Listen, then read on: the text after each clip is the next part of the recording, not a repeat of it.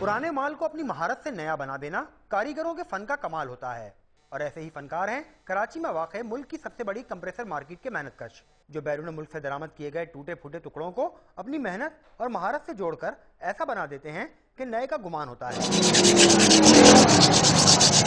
ये जब हम लेके आते हैं ना शहर से, तो ये समझ लो ना चालू होते हैं।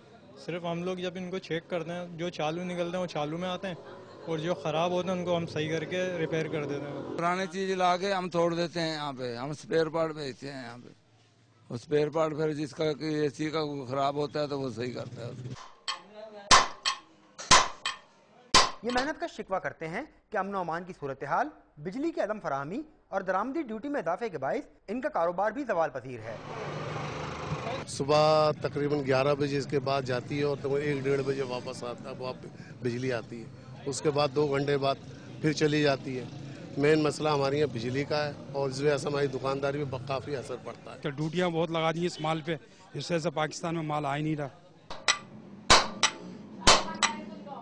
इस मार्केट के मरम्मत किए गए कंप्रेसर मुल्क के साथ साथ अफगानिस्तान भी बरामद किए जाते हैं।